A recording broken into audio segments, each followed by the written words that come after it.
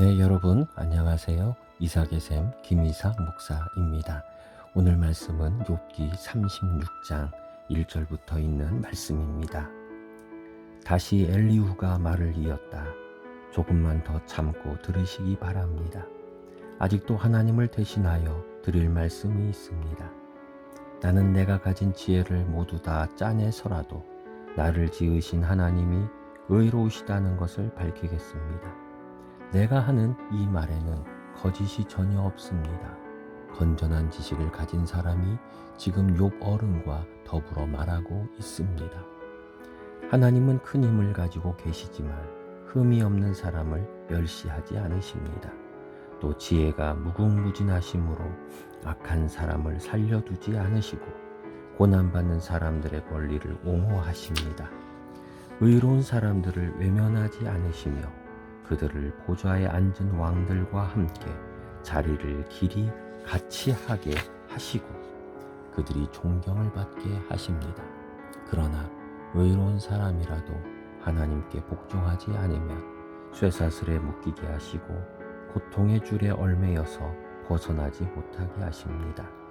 그러는 동안에 하나님은 그들에게 그들이 한 일을 밝히시며 그들이 교만하게 지은 죄를 알리십니다. 하나님은 또한 그들의 귀를 열어서 경고를 듣게 하시고 그들이 악을 버리고 돌아오도록 명하십니다. 만일 그들이 하나님께 순종하고 그분을 섬기면 그들은 나날이 행복하게 살고 평생을 즐겁게 지낼 것입니다. 그러나 그들이 귀담아 듣지 않으면 결국 죽음의 세계로 내려갈 것이고 아무도 그들이 왜 죽었는지를 모를 것입니다. 아멘. 36장은 계속해서 이 엘리후라고 하는 사람이 욥을 공격하는 그러한 말들입니다. 지금 이 엘리후가 하는 말들은 36장에서 하는 말들은 굉장히 타당한 말들입니다. 지금 뭐라고 하느냐 하면은 하나님에 대해서 소개를 하지요.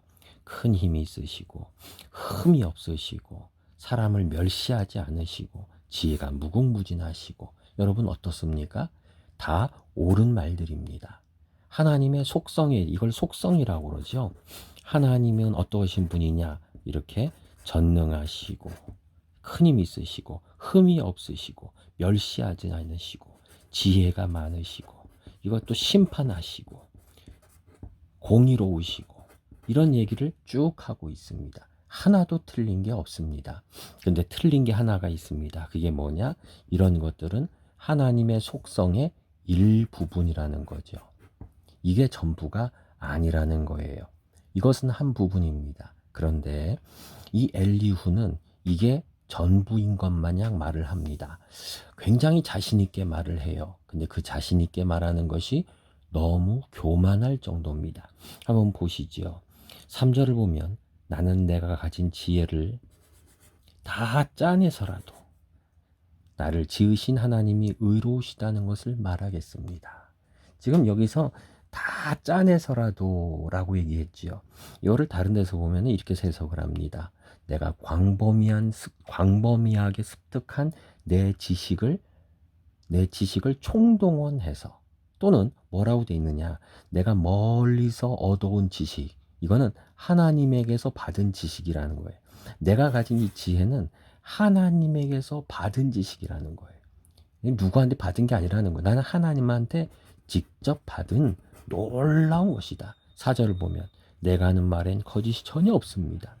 건전한 지식을 가진 사람이 지금 말하고 있는 겁니다. 다른 성경에서는 이렇게도 해석을 했습니다.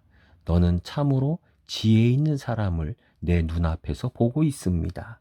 자신을 뭐라고 하느냐?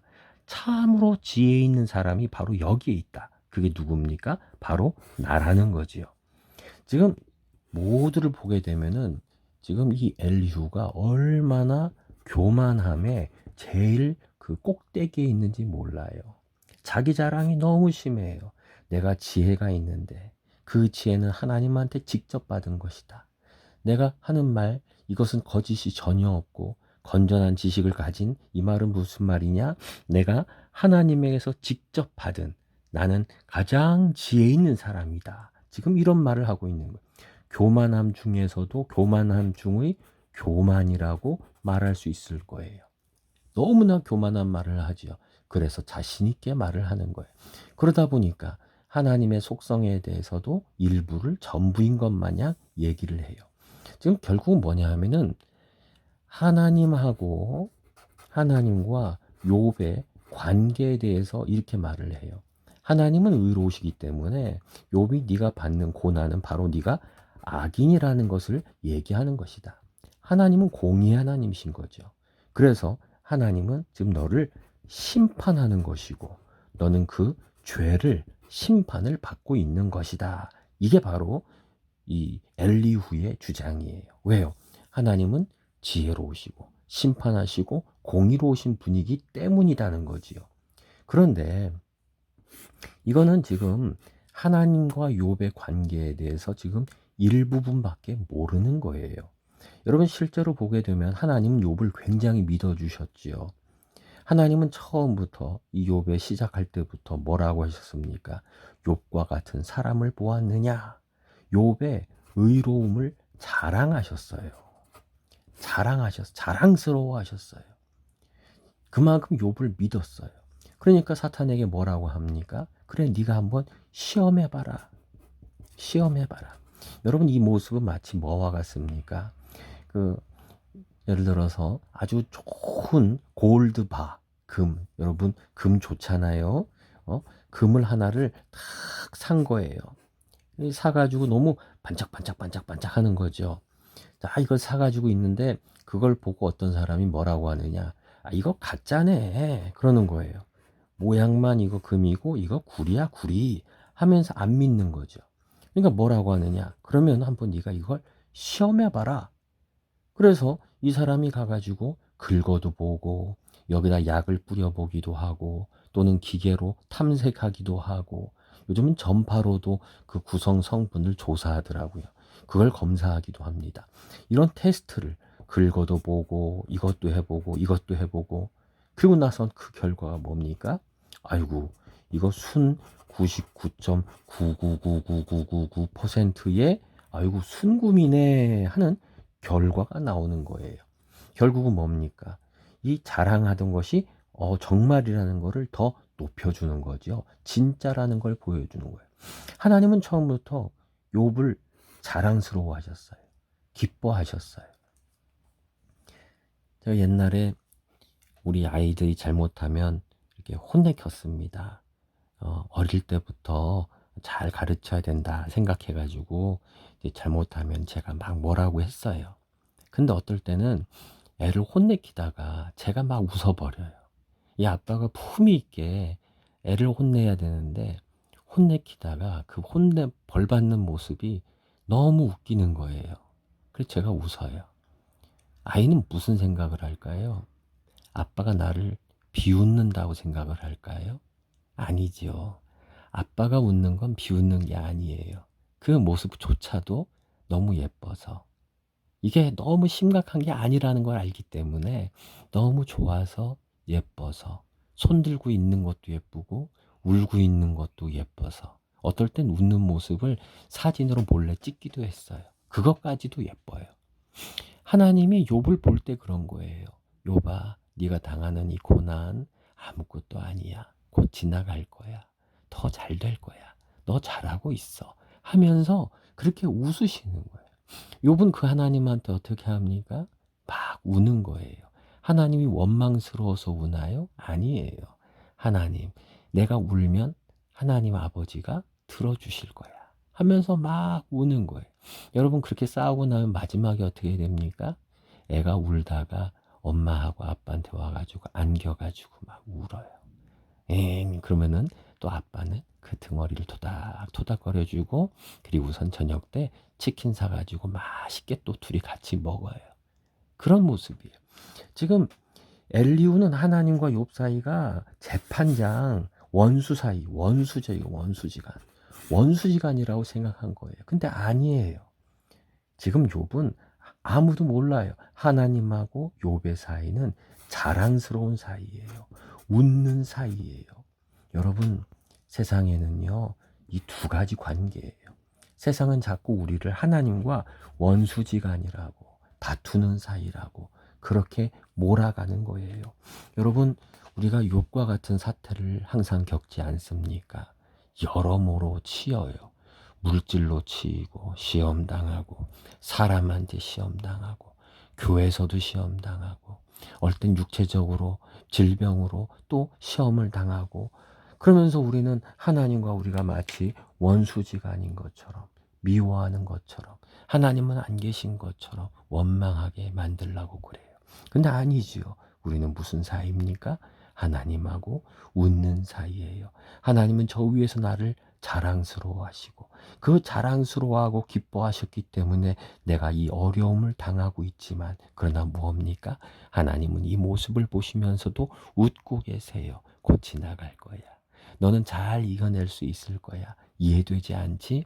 지금 울고 있지? 근데 그 모습도 예쁘단다. 잘하고 있다라고 하시며 우리를 보고 웃고 계신 거지요.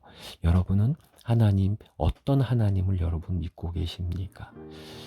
하나님이, 우리 예수님이 그 말씀을 하셨지요. 꺼져가는 등불을 끄지 않는다 그러셨어요. 꺼지려고 그냥 끔벅끔벅거리고 있어요. 근데 하나님은 그 불 끄지 않으세요. 상처 입은 나뭇가지 세상은 꺾어버리려고 하지만 예수님은 그 상한 나뭇가지 하나 꺾지 않으시고 거기를 상처를 두루 싸매주시고 바로 자라나게 하시는 바로 긍휼의 하나님이라고 하는 사실을 꼭 기억하시기를 바랍니다. 오늘 상처받은 나뭇가지들 많으십니까? 꺼질 것처럼 꺼뜰 듯 말 듯 흔들거리는 그런 등불들 계십니까? 기름이 없어서 꺼질 것 같이 위태로우십니까? 그런데 우리 하나님은 그걸 보시면서도 긍휼을 베푸시고 웃으시는 사랑의 하나님이라는 것을 꼭 믿으시기를 바랍니다. 오늘 하나님이 우리를 향하여 웃고 계십니다. 기도하겠습니다. 좋으신 하나님, 엘리후 같은 사람들은 우리가 하나님과 원수지간이라고 말합니다. 다투는 사이라고 말합니다. 그런데 하나님과 우리 사이는 남들이 알지 못하는, 하나님은 우리를 자랑스러워하시고 너무 기뻐하시고, 그리고 끝나면 같이 끌어안고 웃으면서 저녁을 먹는 아름다운 사이라는 것을 모릅니다. 하나님과 나 사이는 웃는 사이인데, 나의 지금 비록 나의 모습은 꺼져가는 등불처럼 기름도 없고 연약하기 그지없지만, 상처를 많이 받아서 하나님 곧 부러질 것 같은 위태위태한 모습이지만, 그러나 주님께서 나를 덧붙여 주시면서, 예수 그리스도의 이름으로 나를 접붙여 주시면서, 나의 옆에 세워주시면서 나를 높이 세워주시는 바로 그 하나님, 긍휼의 하나님이신 것을 믿습니다. 하나님, 오늘도 웃어 주시옵소서. 나는 오늘도 울면서도 웃겠습니다. 예수님의 이름으로 기도드립니다. 아멘.